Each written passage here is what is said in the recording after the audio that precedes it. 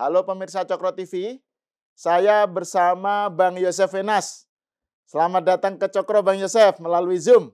Wah, terima kasih Bung Sahal. Apa ini kabar? Kabar baik. Ya, ini saya sebenarnya mau membicarakan pilkada, tapi Bang Yosef tinggalnya di Jogja, nggak ada pilkada di situ ya? Oh, wali kota kan? Oh, ada ya? Ya, kalau gubernur kan udah jadi itu kan keistimewaan. Iya kan, di medsos ada yang bilang bahwa itu Jogja istimewa karena Hamengkubuwono ke-10 bisa menang tanpa putaran sama sekali gitu loh.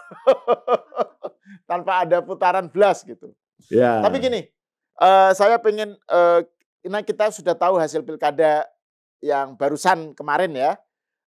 Jawa Tengah, kandang banteng, ternyata PDIP kalah telak gitu ya. Bahkan di Boyolali yang konon atau Surakarta itu yang konon menjadi salah satu bentengnya PDIP ternyata kalah gitu. Terus juga di daerah provinsi-provinsi strategis kan, Jawa Timur, Jawa Barat, Banten gitu ya. Nah, Jakarta kita tahu Pramono dan Rano menang dan nada-nadanya ini kayaknya satu putaran nih gitu. Meskipun ini masih belum ada keputusan resmi ya kayak KPUD, tapi dan Bali juga menang. Tapi secara umum pilkada ini terutama di daerah-daerah yang menjadi kuncinya PDIP kalah gitu. Catatan Bang Yosef apa tentang pilkada ini secara umum? Ya, kalau kan tadi malam langsung Megawati memberikan statement langsung kan ya. Kita sama-sama tahu lah ya, nadanya itu kan tentang campur tangan kekuasaan lah ya. Di balik daerah-daerah yang dia sebutkan, yang di mana PDIP kalah. Ya, Sumatera Utara, terus Jawa Tengah jelas kandang banteng, lalu Sulut, Sulawesi Utara. Oh iya betul ya. Ya, tapi kan Bali dan DKI Jakarta nggak disebutkan kan, apakah di situ ada campur tangan kekuasaan. Nah, ini kan sesuatu yang juga harus dibaca untuk menjawab pertanyaan ini sebetulnya. Jadi artinya kan kalau kita lihat daerah-daerah itu, terutama yang ada wajah Pak Jokowi, dan ternyata menang ya, terutama di Jawa Tengah gitu loh. Tapi sebetulnya kan Pak Jokowi juga mengendorse di DKI, jadi endorse di Jateng, endorse di dan di DKI kan untuk posisi per hari ini kemungkinan besar kalah gitu loh. Ya. Ya kan itu kan sebenarnya fakta gitu ya. Ini juga membingungkan kan. Mengapa harus menyebutkan daerah-daerah yang spesifik itu? Kalau Sumatera Utara jelas itu kan menantunya gitu loh. Jadi ya kembali lagi ke to some extent persoalan-persoalan lama gitu loh, persoalan-persoalan yang ya mohon maaf ya sebetulnya lebih ke ada unsur pribadi dan ya kepentingan PDIP itu sendiri tentunya ya. Ya nanti kita bisa bahas satu-satu lah ya. Betul. Ya mau nggak mau itu yang menjadi hal yang paling rasional yang bisa kita lihat ke situ lagi, dan ini kan nyambung dengan narasi-narasi yang disampaikan oleh orang-orangnya Megawati dalam hal ini seperti Stok Kristianto dan ya Koni kemarin itu gitu, yang arahnya menyerangnya ke Pak Jokowi lagi gitu loh. Jadi kan semua nyambung semua sebetulnya. Iya, itu kan kalau yang pernyataan Bu Mega kan dia bilang kalau di Jawa Tengah itu dilakukan secara fair, pasti Andika yang menang gitu. Itu kan implisit berarti Mega mengatakan bahwa di Jawa Tengah karena diselenggarakan nggak fair, ada campur tangan Jokowi, dan dalam hal ini mungkin juga dia pasti juga menuduh pemerintah sekarang ya, Prabowo gitu ya. Jadi ini kemudian PDIP kalah. Jadi PDIP kalau kalah disebut nggak fair. Kalau menang dia diem aja gitu ya.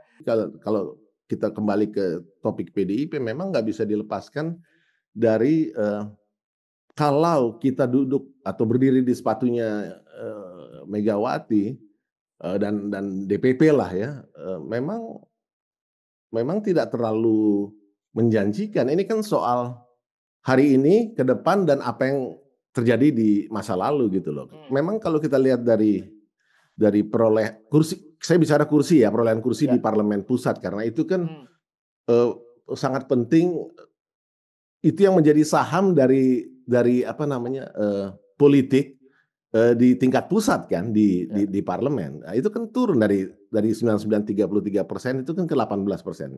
Lalu turun lagi ke 16% di pemilu-pemilu sampai 2009. Ini yang saya sebut sebagai era, Megawati's Effect gitu loh. Dia memang memberikan kontribusi pernah di 33% segera setelah reformasi sebagai pemenang pemilu, tapi kemudian kan turun terus di era SBY. Baru di era Jokowi yang dimulai di, antara, 2009 ke 2014, di 2012 itu kan, Jokowi mulai menjadi, media darling kan, dan orang juga tahu bahwa inilah yang akan memberikan, efek kepada PDIP untuk menaikkan suaranya. Siklus turun, lalu sejak, eranya Pak Jokowi itu kan naik terus sampai kemarin Ya. itu. Baru di pemilu ini kemudian dari 20-an persen kan turun ke 18%-an gitu loh. Nah, eee, ini yang dilihat oleh Megawati, lalu arahnya berikutnya nanti ini mau kemana gitu loh, apakah mau grafiknya naik lagi atau turun lagi. Nah, ini kan tergantung apa yang mau dilakukan. Sementara faktanya, kekuasaan sekarang kan ada di koalisi, dan kita sudah diskusi bahwa ini kan bicara tentang suatu visi jangka panjang. Either you are in or you are out gitu loh. Ya. Nah, koalisi ini kan berkepentingan agar keberlanjutan ini terus bisa merealisasikan sampai 2045. Tapi paling enggak yang realistis adalah ya 2029 kita bisa asumsikan cukup valid bahwa, Pak Prabowo akan lanjut kan sampai 2034. Nah, tentu mereka berhitung nih yang dekat ini nih, sampai 2029 mau ngapain, sampai 2034 mau ngapain, apalagi yang berikutnya. Tapi faktanya bahwa koalisi ini, akan ada terus di sisi pemegang kekuasaan, sementara mereka mau ambil posisi di mana, in or out gitu loh. Nah, saya kira memang melihat, kronologisnya ini kan mulai mulai pisah jalan ini gara-gara pilpres kemarin kan, pileg. Lalu memang rasanya menunggu ini dulu nih. Ini kan satu paket. Ya. Ini selesai, jadi istilahnya apa ya, things fallen into place. Nah, baru bisa nanti mereka kelihatannya mau memutuskan apakah di luar atau di dalam. Artinya kan fakta bahwa ya Megawati juga tidak mengundurkan diri dari BPIP dan BRIN yang adalah, bagian dari kekuasaan, itu kan, satu analisis tersendiri. Sebaliknya Pak Prabowo juga kan tidak memberhentikan, Ibu Megawati dari situ. Jadi itu satu poin.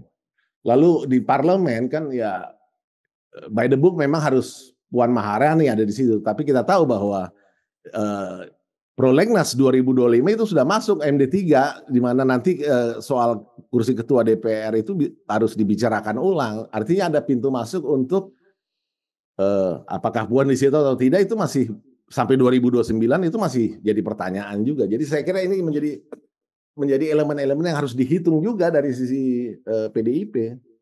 Sementara kita tahu bahwa menjadi oposisi itu relatif lebih banyak mudaratnya melihat pengalaman Demokrat 10 tahun, PKS 10 tahun yang sekarang mereka kan akhirnya memutuskan masuk karena untuk mencari tokoh itu memang harus menjadi bagian dari kekuasaan. Sulit dan belum ada rekornya di reformasi yang tokoh oposisi terus menang pilpres, nggak ada kan. Nah, itu kalau dilihat dari kita kembali ke soal pilkada dulu, masih soal pilkada ya yang, saya kira masih menarik untuk kita lanjutkan pembicaraannya. Jadi kalau berkaca dari hasil yang sekarang, Bang Yosef ya, jadi tadi itu beberapa provinsi strategis PDIP kalah dan, Jakarta yang, dimenangkan oleh Rano, tapi kan kita tahu Pramono juga kan ya punya track record hubungan yang baik dengan Pak Jokowi dan seterusnya ya. Jadi ini bagaimana Bang Yosef membaca implikasinya ya, terhadap kaitannya dengan tadi soal hitung-hitungannya PDIP, apakah mau masuk atau enggak terkait dengan soal pemerintahan Prabowo? Yang faktual dan sudah terbukti memang Pak Pramono ini kan jembatan ya, dia figur yang yang bisa menjembatani itu fakta gitu loh. Kita tahu bahwa di akhir-akhir mungkin 2023 ya, mulai 2023 ketika Pak Jokowi dengan Bu Mega mulai sudah makin kental pisah jalan, tapi kan Pram stay sebagai seskap gitu ya. Saya kira ini ada bagian dari kemampuan Pram sendiri yang memang bisa menjadi jembatan. Ada kepentingan Ibu Mega juga di situ, tentu Pak Jokowi juga gitu. Tapi Pram sendiri memang punya kelebihan itu. Dia bukan tipe yang berdiri diametral. Dia cenderung menjadi mencari conversion gitu, titik-titik temu. Ini satu hal positif yang saya kira eh, eh, harus dipertimbangkan sebagai karakter dari kepemimpinan Pramono nanti. Sehingga ya mungkin kalau dalam kaitan itu saya nggak terlalu melihat bahwa Pram ini akan mengambil posisi-posisi yang disebut oposisi lah dalam jabatannya nanti sebagai gubernur. Ya mungkin melalui itu bisa menjadi pintu untuk mulai melakukan dialog yang lebih konkret pasca keputusan KPU nanti ya penetapannya. Saya kira kan ini selesai lah. Ini rangkaian siklus ini kan ditutup dengan pilkada ya. Ya. Tapi di sisi lain ini masih tentang Mas Pram dan Rano ya. Kan juga ada faktor Anies ya yang betapapun kan dipersepsikan sebagai dia sayap perubahan yang masuk dalam kubunya Pram. Nah, itu seberapa jauh bisa mewarnai oposisinya atau perubahan itu menjadi warna yang lebih kental di dalam kubunya Pram dan PDIP ketimbang yang tadi Bang Yosef bilang sebagai jembatan. Jadi ini apakah kemudian warna aura nuansa jembatannya itu lebih kental atau dia menjadi oposisi sebagaimana Anies dan juga dengan narasinya Hasto itu yang selalu ofensif terhadap Jokowi terutama. Gimana Bang Yosef melihat? Kalau itu mau disebut aliansi kan sebetulnya kita harus lihat aliansi itu temporer atau sebutlah permanen gitu loh. Pram dan PDIP itu kan permanen. Pemerintah pusat itu permanen, sementara aliansi politik di pilkada ini ya barangkali hari ini aja udah selesai. Kemarin di pilpres aja begitu, penghitungan suara udah pada jalan-jalan sendiri kemana-mana. You know what I mean? Ya kan, jadi apakah ini bisa diasumsikan sebagai satu aliansi permanen Aniesnya ini saya masih sangat meragukan ya. Kan faktanya juga sebetulnya bahwa Anies sempat nongkrong di PDIP berapa jam yang ternyata ya dikira mau dicalonkan, ternyata kan kita tahu kan ada berbagai versi cerita gitu loh. Yang masing-masing mengklaim bahwa Ibu Mega maunya bagaimana, tapi ya saya cenderung melihat itu versi Ahok yang lebih masuk akal ya. Artinya soal ideologis gitu loh, dan ini konsisten dengan karakter Ibu Mega bahwa ini lebih ideologis gitu. Maka mengasumsikan bahwa aliansi Anies dan PDIP menjadi permanen seolah-olah sampai 2029 itu saya kira terlalu pagi ya. Tapi ada juga yang bilang bahwa Anies kan dia sebelum dia memutuskan untuk mendukung Pram kan kayak desperate gitu karena kayak kehilangan panggung gitu. Nah, Jakarta itu kan panggung yang strategis untuk 2029. Nah, begitu dia bergabung dengan Pram, sepertinya kayak dikasih panggung gitu, Bang Yosef, bagi Anies ya, untuk wah ini asanya masih menyala lagi, harapannya menyala lagi nih gitu. Kalau menurut Bang Yosef gimana melihat bacaan semacam itu? Ya kalau arahnya di 2029 kan panggungnya mesti formal kan, di struktur kantor gubernurnya gitu loh. Apa peran formal bagi seorang Anies dalam konteks struktur pemerintahan daerah itu mau ditaruh di mana? Itu yang pertanyaan yang pertama. Yang kedua kita tahu bahwa sebetulnya kan pemerintahan daerah ini kan sejak era otonomi daerah itu kan pembagian fungsi dan tugasnya sudah agak rigid sebetulnya. Ya kita sama-sama tahu bahwa untuk urusan luar negeri, pertahanan keamanan, moneter fiskal, agama, itu kan pusat. Bukan wewenang daerah gitu loh. Wewenang daerah itu kan di luar itu. Kalau kita lihat dari PAD, ya pajak-pajak lah ya, retribusi gitu ya, untuk mengatur apa namanya penerimaan mereka, dan apa namanya kewajiban masyarakat di daerah terkait. Kalau kita bicara infrastruktur juga sebetulnya udah ada koridornya. Kita tahu kan misalnya dalam kasus Gubernur Lampung yang belum lama itu soal jalan rusak.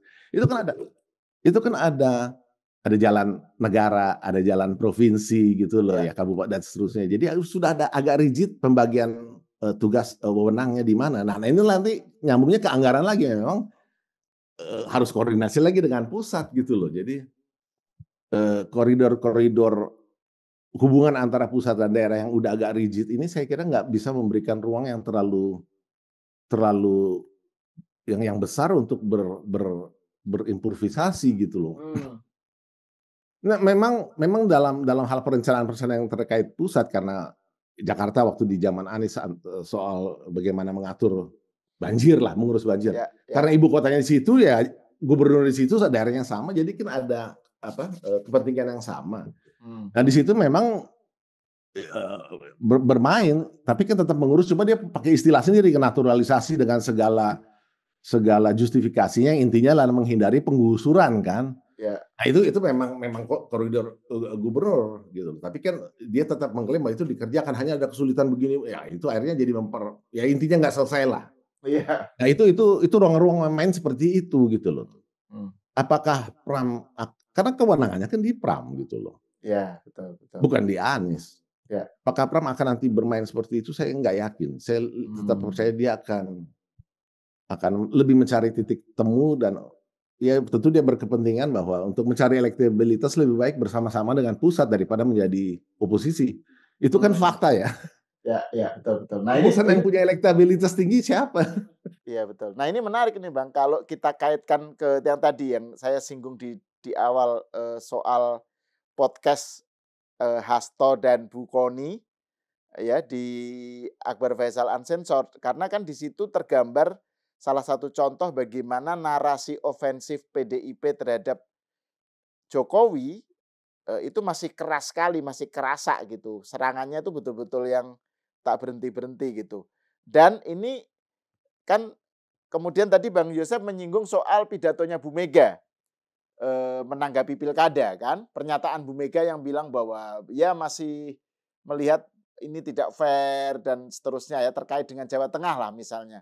Ada nada oposisi yang kental di situ terhadap khususnya terhadap aliansi antara Prabowo dengan Jokowi lah gitu. Nah, ini bagaimana kemudian PDIP pasca pilkada ini mendayung di antara dua karang, antara satu sisi tadi apakah menjadi memperkuat jembatan menuju kepada pemerintah untuk nyambung dengan pemerintah yang ada sekarang Prabowo dan Jokowi, atau mempertebal oposisi gitu ya dengan memperkuat atau melanggengkan narasi model kayak Hasto begitu. Gimana Bang Yosef melihat? Dan komentar Bang Yosef secara terhadap apa yang disampaikan Hasto dan Bu Kony itu di podcast itu gimana? Tapi ini satu-satu dulu deh soal tadi. Lah. Yang ini dulu ya. Jadi mohon maaf tadi kan kita bilang ada dimensi personal, ada dimensi yang lebih objektif lah gitu ya. Ideologis lalu developmentalisme dan sebagainya. Tapi akhirnya di sini memang tidak lain yang kuat memang personal, jadinya kan kesan kuat sekali bahwa kemarahan terhadap Jokowi efek ini yang tadinya memberikan kontribusi kepada PDIP dan ternyata kemudian menjadi kontributor untuk hilangnya suara PDIP ini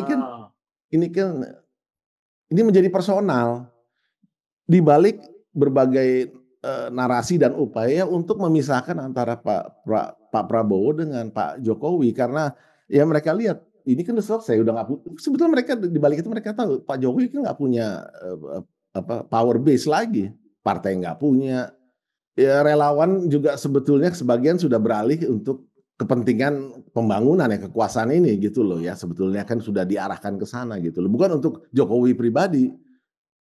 Jadi Justru saya melihat mereka melihat peluang ini bahwa personal ya ini kita masuk gitu loh. At least mereka coba dulu gitu loh. Tapi kalau Anda tanya ke saya, ya saya melihat ini personal karena ini bukan rasional. Karena yang rasional kan ya developmentalisme itu sendiri kan sebetulnya tanpa harus merujuk-rujuk pada urusan-urusan personal, dan developmentalisme yang namanya visi Indonesia Emas ini kan ya Jokowi bagian dari itu. Megawati bagian dari itu sebetulnya kan, dan semua koalisi besar Jokowi di era terutama di periode keduanya kan yang 81% itu yang kemudian pada cerai-berai gara-gara urusan pemilu. Jadi dan saya nggak yakin Pak Prabowo akan mempertimbangkan hal ini. Bagaimana juga pengalaman dan kenegarawanan Pak Jokowi itu sesuatu kenyataan yang valid. Yang buktinya adalah berhasil membuat Pak Prabowo jadi presiden kan. Itu kan pinjaman dari kenegarawanan yang kalau diterjemahkan dalam statistik namanya approval rating. Kita udah pernah bahas ini. Approval ratings itu kan lahir dari kenegarawanan, bukan lahir dari dimensi politik. Apa itu kenegarawanan? Konsisten dengan visi misi dan developmentalisme, dan terasa developmentalisme itu oleh mayoritas rakyat.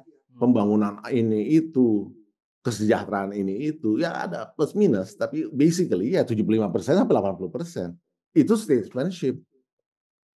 Dan saya kira ini nggak mudah. Dan publik barangkali sulit melihat ini, tapi saya kira elit di level seperti Pak Prabowo, Pak Jokowi tidak akan menegasikan hal ini. Karena itu kunci keberhasilan pembangunan, statesmanship. Kalau politiking ya ini yang begini aja, yang seperti yang sekarang barusan kita diskusikan gitu. Karena cenderung receh-receh sebetulnya. Nah kalau tadi itu soal narasi yang dikembangkan oleh Mas Hasto gitu, misalnya yang misalnya seperti tercermin di dalam podcastnya yang dengan Koni itu, gimana catatan Bang Yosef? Ya itu kan bukan hanya podcast terakhir, tapi kan itu kan suatu konsistensi yang terus ditampilkan oleh duet ini, baik secara berdua maupun sendiri-sendiri dalam kesempatan berbeda. Tapi kan nada dasarnya sama kan, yang tone-nya selalu negatif, artinya menegasikan apa yang ingin mereka serang. Dalam hal ini kan ya itu tadi yang baru kita diskusikan, target utamanya kan Pak Jokowi, perceraian Pak Jokowi dengan Pak Prabowo. Yang tidak ada rasionalitasnya dalam sudut pandang rasional, developmentalisme nggak ada. Maka saya katakan itu personal. Karena nggak bisa dilihat dari kemungkinan lain gitu.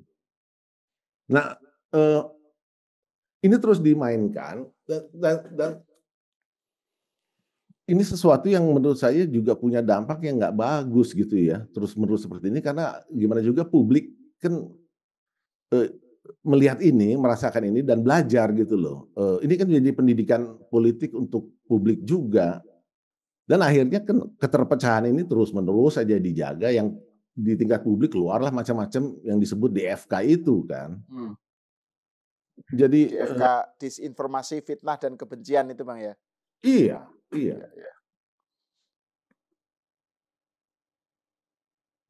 Dan tapi ya kita lihatlah nanti ini kan sudah selesai, apakah ini akan berhenti atau tidak ya, kalau sampai belum ya tentu juga sejalan dengan itu apakah manuver di elit PDIP Megawati terutama untuk mengambil sikap politiknya di atas fakta-fakta politik yang sudah ada, termasuk hasil-hasil pilkada ini. Ini kan rangkaian terakhir ya. We'll see lah. Moga-moga bisa stop ya. Atau ya memang kalau mereka berada akhirnya mengambil posisi di luar, ya ini memang menjadi persoalan yang saya akan bahas gitu loh, bahwa ini kalau mereka terus di luar ya mereka kan memainkan ini terus sudah pasti. Mereka kan nggak mungkin nggak mengambil posisi negatif kan, masa mereka mengambil posisi positif terhadap pemerintah kan enggak. Dan mereka akan memainkan ini dengan jaringan-jaringan civil society-nya seperti yang kita sudah tahu, lalu jaringan budayawan siapa aja kita sudah tahu lah. Ya terus-menerus itu digoreng. Dan mengambil peluang-peluang di mana ada pintu masuk seperti yang Indonesia Darurat Biru itu kan begitu ada peluang pintu masuk soal revisi UU Pilkada ternyata bisa dijual dan mereka akan terus memainkan ini hal-hal seperti itu. Nah, kalau dari hasil pilkada yang ada ini kalau menurut Bang Yosef arahnya akan ke memutuskan untuk di luar dengan mempertahankan yang nada semacam itu atau enggak? Karena kan kalau misalnya sebagaimana tercermin di medsos Bang yang terhadap respon terhadap hasil pilkada ini. Misalnya gini, ada narasi ya yang para pendukung Andika gitu misalnya, itu kan marah dengan warga Jawa Tengah. Jadi warga Jawa Tengah disebut tolol, disebut perlu diselamatkan dan seterusnya karena mereka nggak memilih Andika gitu. Jadi ini narasinya adalah pokoknya warga Jawa Tengah, Jawa Timur, Jawa Barat yang memilih calon-calon yang didukung oleh Kimples maupun Mulyono. Nah, ini Mulyono ini narasi tentang Mulyono masih kuat dihembuskan. Itu adalah kelompok orang-orang yang tolol dan lain-lain gitu ya. Pokoknya ungkapan-ungkapan yang merendahkan publik yang memilih calon-calon dukungannya yang didukung Mulyono gitu. Didukung Pak Jokowi berarti. Jadi ini narasi ini masih kuat di medsos gitu. Dan ini sejalan dengan yang tadi itu yang dinarasikan oleh Hasto bahwa dia ya kalau dalam konteks podcast kan yaitu bahwa dia akan ditersangkakan ada kriminalisasi dan seterusnya gitu loh oleh pemerintah, oleh Partai Coklat. Nah, istilah parcok itu kan juga menunjukkan narasi ini masih kuat oposisinya Bang Yosef. Polisi dilihat sebagai Partai Coklat, jadi kan ada 3 jenis lah polisi, tiga kubu. Partai Merah Putih yang sejalan dengan PDIP gitu, sejalan dengan konstitusi lah dalam versi mereka. Terus Partai Coklat ini yang Pak Listio dan anak buahnya yang ngikuti kehendak Raja Jawa. Itu istilahnya Hasto kan begitu. Terus kemudian ada yang masih abu-abu gitu. Nah, narasi semacam ini kan menunjukkan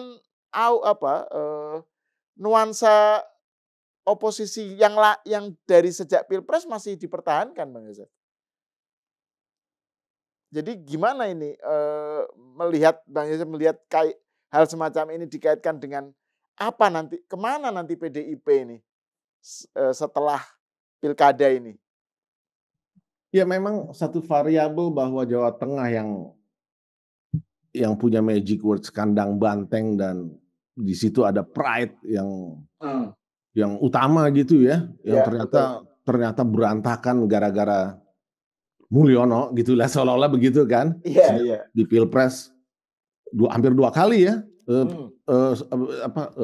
Beda suaranya kan Ganjar 999 ya, Pak Prabowo itu Pragib itu kan hampir 1,9 ya. Jadi itu aja udah satu hal. Lalu di parlemen daerahnya di DPRD Jatengnya juga kan turun ya. Walaupun mereka masih mendominasi, tapi kan turun gitu ya. Dari 40-an sih 33 itu juga sesuatu yang dan di beberapa daerah juga kalah gitu, dan sementara Gerindra, Golkar dan Demokrat naik gitu loh. Jadi limpahannya ke 3 parpol ini. Itu di legislatifnya. Nah ya sekarang ini gitu loh di eksekutifnya daerah juga bisa dikatakan dibantai itu kan dengan perolehan yang seperti itu 59 lawan ya 30-an lah ya gitu ya. Jadi memang ya kalau dalam dimensi pribadi ini Megawati pasti sangat istilahnya nyesek begitu ya. Tapi kan pada waktunya yang tidak terlalu lama ini harus diterima kan. Seperti halnya hasil Pilpres walaupun mereka berusaha melalui MK lalu PT UN dan ya kita sudah tahu lah ya, kalau dari sisi itu nggak ada harapan lagi. Jadi memang take it or leave it gitu loh. Nah saya kira juga nanti ini kita lihat aja. Tapi harus kita akui bahwa hancurnya kandang banteng ini, apalagi di Solo juga kemarin kan, ini kan kandangnya kandang banteng. Respati Astrid itu QC masih QC, tapi di 80%-an, jadi udah bisa 85 malah. persennya jadi bisa diasumsikan stabil. Antara QC-nya internal sama Bawaslu itu konsisten tuh, mereka di 60%-an. Jadi saya kira memang ini sesuatu yang menjadi pukulan telak gitu ya. Cuma memang nggak bisa terlalu lama karena pemerintah kan harus jalan, Prabowo harus membangun dan itu nggak bisa diganggu dengan hal-hal yang seperti ini yang sama sekali nggak produktif gitu. Jadi pada titik tertentu ya akan ada reposisi-reposisi ya, saya kira Kim akan mengambil sikap juga atas sikap yang diambil oleh PDIP. Hmm. Pada satu titik yang nggak terlalu lama karena pembangunan kan nggak bisa dihambat-hambat ya. Either you are an opposition or you are part of us, itu harus tegas pada satu titik yang nggak terlalu lama lagi. Saya kira itu yang bisa kita prediksi ya. Itu kan dialektika yang pasti terjadi kan. Dan barangkali kaitannya kan ke hal-hal yang ya seperti di parlemen ya harus di-secure. Kan nggak bisa ketua DPR-nya misalnya gitu ya mengambil posisi atau melakukan wacana publik yang bertentangan dengan apa yang diinginkan menjadi bagian dari tools kebijakan pemerintah yang diputuskan di parlemen, itu kan nggak bisa begitu. Tapi saya kira melihat Puan juga dia juga terjepit ya. Jadi ini kita masih harus melihat lah ya. Tapi titik di mana keputusan harus diambil saya kira nggak terlalu lama lagi. Apalagi yang ditunggu kan ini aja siklus ini, karena ini yang membuat yang dulu dalam bahasa Megawati disebut gue mainin dulu dong gitu kan. Gue mainin itu kan harus ada batas waktunya, nggak bisa. Ya. Kalau mereka nggak ambil keputusan ya yang satu lagi ambil keputusan kan. Yang di sisi kekuasaan pasti ambil keputusan, kan nggak mau dipermainkan terus dong. Ya. Ini masih masuk dalam tahap toleransi lah, karena memang ada alasan yang sangat rasional pilkada ini. Tapi saya akui memang hancurnya, kita bisa bilang hancurnya kandang banteng, termasuk di Solo itu sesuatu pukulan yang ya moga-moga dari sisi personalnya itu nggak kelamaan sakit hatinya. Tadi Bang Yosef bilang bahwa Mbak Puan posisinya dalam kondisi terjepit sekarang. Tapi kan kaitannya ini saya mau mengaitkan dengan adanya suara-suara yang nyalahkan Bambang Pacul sebagai komandan lapangan di Jawa Tengah gitu Bang. Dan Bambang Pacul kan dekat dengan Mbak Puan. Jadi suara menyalahkan ini dari kubu garis keras PDIP gitu. Udah Bambang Pacul tuh nggak all out, harus diganti dan seterusnya, itu kalahnya gara-gara itu. Jadi nyari blaming, yang di-blame itu sosok yang lebih akomodatif seperti Bambang Pacul gitu.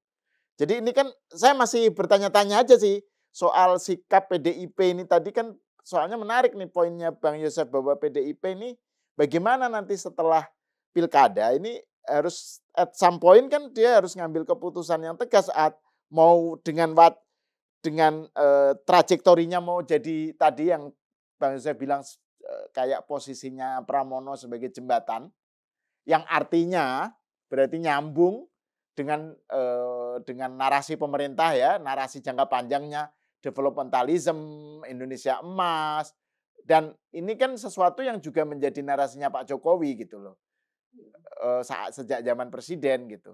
Nah, atau jalur yang garis keras gitu, yang masih tetap narasinya itu Mulyono, nyerang Gibran, Fufu Fafa dan seterusnya gitu. Itu gimana itu menjelaskannya itu, Bang? Kita tetap harus di sepatu Megawati dalam dimensi rasionalnya, bahwa faktanya kan trajektorinya tren perolehan suara dalam hanya kursi yang saya ambil ya di parlemen itu kan sekarang turun. Nah ini mau diapakan, turun ataukah mau dibikin sideways atau uptrend atau downtrend? Itu kan harus diputuskan sejak sekarang ini. Karena eksistensi PDIP adalah ini kan. Tidak ada punya kursi, punya modal politik, abang disayang. Tidak punya modal, abang ditendang, itu pasti. Itu pasti. Di parlemen yang dilihat yang punya kursi banyak kan. Itu kan modal politik. Ini core dari eksistensi PDIP. Itu di pusat, tentu di daerah juga harapannya seperti itulah ya, di DPRD lokal. Tapi kan ini kan soal pusat gitu loh. Jadi saya kira itu intinya. Di titik yang sekarang grafiknya turun sejak Jokowi efek pergi ke Kim, nah mereka mau apa sekarang? Dan ini harus diputuskan tidak terlalu lama lagi. Termasuk mempertimbangkan ini, langkahnya ini mau kemana. Dan itu yang tadi saya pikir, rasanya asumsi bahwa menjadi bagian dari kekuasaan dalam konteks meningkatkan elektabilitas itu jauh lebih baik daripada menjadi oposisi. Ya, dan itu it requires, it entails menghentikan narasi-narasi ofensif dan apa misalnya yang keras seperti ala Hasto gitu. Ya, artinya Demokrat mana pernah lagi ngomong jelek tentang pemerintahan sekarang kan? Oh, Itu dengan sendirinya gitu loh. oke. PKS mana pernah lagi mengambil narasi-narasi negatif terhadap kebijakan pemerintah. Ya saya kira itu kan dengan sendirinya ya. Nah, tapi tadi Bang Yosef kan menyebut soal DFK ya. Termasuk ya, saya lanjutkan ini. sedikit Mas ya. Oke, Termasuk pas bila mereka bergabung tentu kan ada apa namanya quid pro quo-nya kan. Karena ini kan bicara elektabilitas, tentu bicara juga sosok-sosok. Dan barangkali akan terjadi ya sebutlah reshuffle gitu loh untuk ya itu apa parameter-parameternya gitu loh. Ya. Karena mereka kan harus punya sosok atau tokoh yang bisa ikut mendukung elektabilitas parpolnya.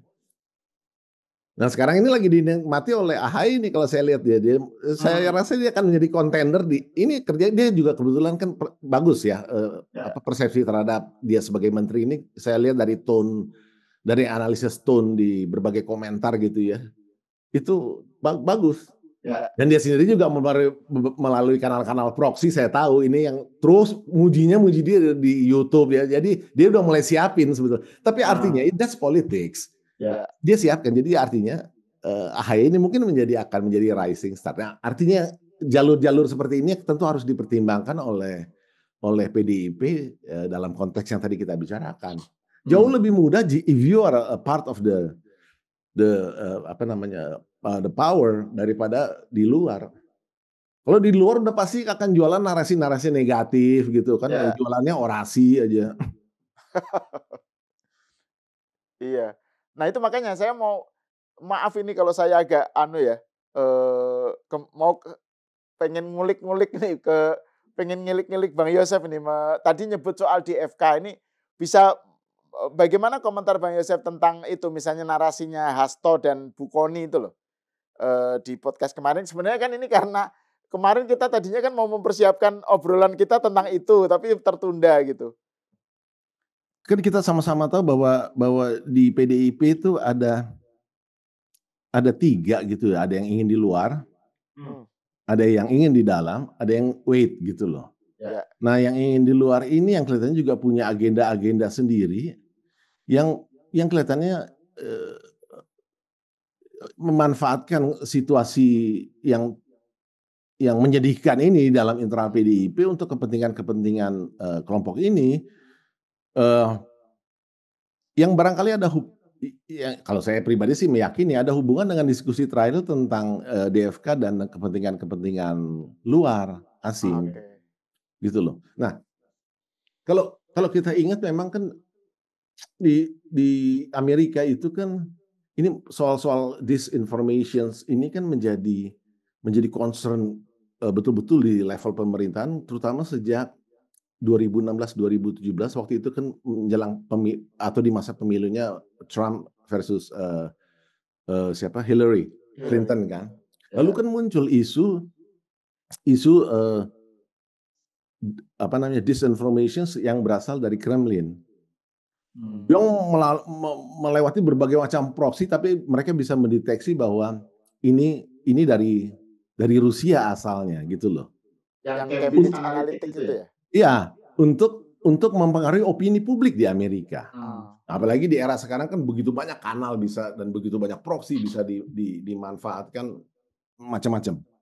Tapi kemudian kita tahu bahwa kemudian dibentuk task force, Senat membentuk, CIA tentu membentuk, State Department membentuk. Dan hasilnya memang nggak bisa disimpulkan bahwa tegas, telak bahwa ini Rusia. Tapi ini jadi seperti angin, terasa dan tahu arahnya kemana, tapi kan nggak kelihatan. Dan dari mana asalnya hanya bisa diduga bahwa mungkin dari sana gitu ya, karena memang langsung terasa kan. Tapi kan angin itu kan belok-belok. Pada saat Anda merasakan mungkin dari sana, tapi sebelumnya mungkin dari sini, sebelumnya lagi mungkin dari sini. Ya, itu yang nggak bisa dan tidak terlihat. Jadi, tapi cut the story short, akhirnya Amerika menyadari itu, sehingga di Juni 2022 ini sudah Biden ya. Ini kan mau 2 tahun lagi masuk tahun politiknya Amerika. Biden mengeluarkan presidential statement yang judulnya Disarming Disinformation, Our Shared Responsibility. Nah, statement ini kemudian juga diposting di berbagai kedutaan Amerika di berbagai negara. Ini saya bacain ya, salah satu poin pentingnya ya. Disinformation is one of the Kremlin's most important and far-reaching weapons. Jadi menjadi semacam senjata bagi Kremlin. Russia has operationalized the concept of perpetual adversarial competitions. Jadi konsep persaingan in the information environment ya, persaingan di lingkungan informasi yang penuh kebencian, permusuhan dan lasting, perpetual, by encouraging the development of disinformation and propaganda ecosystem. Itu yang dinyatakan oleh Biden. Nah, ini untuk mengantisipasi terulangnya lagi kejadian-kejadian di 2016-2017 itu yang memang sangat meresahkan publik, situasi dalam negeri Amerika akibat kelakuan ini, dan ngomong jelas-jelas itu Kremlin gitu loh. Nah, ini kelihatannya menjadi inspirasi dari kelompok di PDIP ini yang ingin di luar. Di luar artinya kan permanen di luar gitu loh. Dan akan melakukan upaya-upaya atau strategi-strategi yang kemarin disebut dengan DFK ini secara perpetual juga.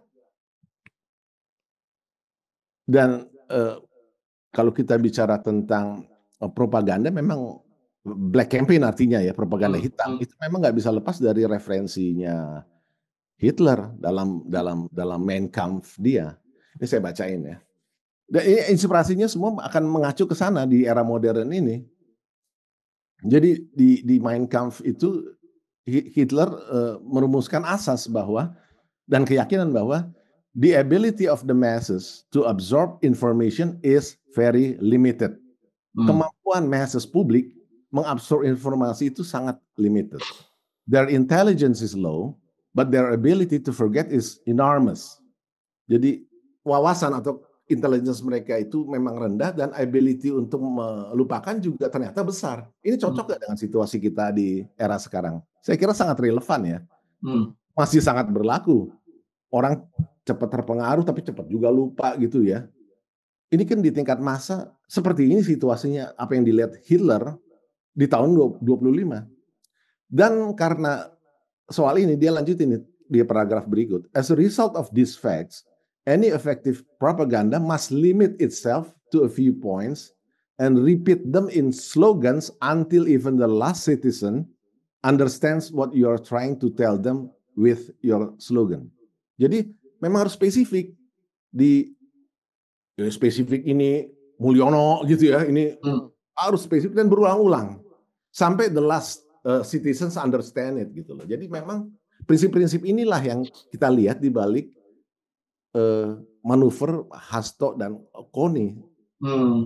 Yang asas-asasnya yang kita diskusikan itu memang percaya bahwa ini harus menjadi to confuse, membingungkan gitu ya. Ya kan, to distract, mendistraksi, to muddy, mengotori pikiran, dan to flood. Repeating itu jadi memang harus terus dibanjiri. Membanjiri. Nah, kalau memang di kubu ini yang menang di sisi PDIP, saya kira ini persoalan cukup serius gitu ya. Nah, tapi kita nggak tahu lah perkembangan ini kan di antara mereka juga saya kira nggak begitu mudah untuk Ini masih tarik-menarik kan. Nah, kalau dengan hasil yang sekarang, hasil pilkada yang sekarang, ini saya mau menanyakan ke Bang Yosef aja. Kira-kira prediksi Bang Yosef, PDIP mau bergerak kemana ini? Apalagi kan, ya kita tahu Bu Mega kan juga dengan semakin bertambahnya usia kan juga tidak bisa mengontrol bagaimana PDIP secara keseluruhan, lambat laun kan juga akan bagaimana suksesornya itu juga kan berpengaruh gitu loh. Dan seberapa jauh akses, misalnya kan ada yang bilang bahwa Hasto itu begitu kuat pengaruhnya terhadap Ibu Mega, sehingga cara Ibu Mega melihat realitas itu banyak dipengaruhi oleh Hasto dan seterusnya gitu. Bagaimana Bang Yosef melihat, memprediksi lah PDIP ke depan ini gimana dengan hasil pilkada, dan tadi kaitannya untuk menjadi rasional dalam arti tadi melihat yang gambar besar ya, soal developmentalism, soal Indonesia ke depan dan seterusnya. Ya, saya tetap kembali ke rasionalitas bahwa pilihannya, hasil-hasil pilkada itu kan mendukung untuk eksistensi partai ya di tingkat lokalnya masing-masing. Memang di sisi eksekutif ketika mereka bekerja, mereka harus komplementer dengan pusat, tapi pertimbangan utama tetap ke hal rasional bahwa tren modal politik PDIP yang adalah eksistensi partai itu mau dikemanain, mau diangkat atau mau ke bawah gitu loh. Kalau hanya sekedar sideways, ini kan pertimbangan yang rasional ya. Dan kita tahu bahwa kalau itu mau diangkat, peluang lebih besar kalau mereka ada di dalam pemerintahan. Banyak hal yang mereka bisa lakukan untuk meningkatkan elektabilitas. Melalui entah macam-macam ya, tokoh-tokoh yang duduk di pemerintahan, melalui berbagai macam program, melalui kerjasama dengan pemerintah di tingkat daerah dan macam-macam. Itu kan banyak hal yang bisa. Jadi lebih memberikan ruang luas untuk meningkatkan elektabilitas. Jadi artinya grafik suara itu diangkat. Tapi kalau oposisi kemungkinan besar justru akan modal politiknya akan turun atau paling enggak sideways. Saya kira pilihannya harus kembali ke situ karena eksistensi partai kan di situ ya. Dan saya kira ini yang menjadi pertimbangan utama. Nah, ini 2029 mereka mau kemana nih? Mau dinaikin suaranya atau mau sideways atau mau turun? Nah, kalau rombongan Hasto ini bisa berpikir panjang ya mestinya ikut berpikir ini. Kalau ditarik keluar ya kemungkinan besar ya grafik modal politiknya di parlemennya turun. Menurut saya demikian. Harus kembali ke hal yang rasional yang menjadi kepentingan partai itu sendiri. Bukan orang per orang. Enggak lagi tadi itu ya masuk ke dalam ranah urusan personal gitu ya, tapi harus rasional gitu. Rasional. Menjadi bagian dari pemerintah, artinya menjadi bagian dari developmentalisme kan. Dan itu kan rasional. Developmentalismenya apa ya, kata kuncinya kan visi Indonesia Emas tahap 1 2024-2029 kita udah bahas itu kan ada 4 tahap tuh. Berarti ikut dalam berbagai upaya transformasi ekonomi, transformasi sosial dan transformasi tata kelola. Itu 3 transformasi itu kan akan terus ada sampai 2045. Nah, itu nanti banyak tuh kalau kebijakannya udah masih jadi ada banyak diskusi lagi, banyak perdebatan, banyak disrupsi. Nah, disrupsi ini yang kalau di oposisi akan jadi pintu-pintu masuk untuk jualan macam-macam. Ya seperti Indonesia Darurat itulah. Bikin event-event seperti itu atau 212 atau ya begitu-begitulah. Dan itu justru malah kalau PDIP menempuh trajektori itu trennya justru malah menurut saya elektabilitasnya ya. Iya, atau paling nggak stack dan sideways gitu loh. Nggak memberikan peluang apa-apapun untuk kadernya juga. Karena kan Mega hari ini masih hidup, tapi kan masa depan bisa jadi tanpa Mega kan. Karena PDIP is there to stay gitu loh. Mega ikut siklus terserah Tuhan gitu loh. Lagi usianya udah 77, 78. Ini kan harus dipikirkan. 2029 udah umur berapa Bu Mega? Oke, terima kasih Bang Yosef atas diskusinya. Pemirsa, sampai di sini dulu, kita berjumpa lagi dengan Bang Yosef Wenas di topik yang lain, topik berikutnya. Masih banyak yang perlu kita bicarakan, Bang. Terima kasih. Oke, makasih.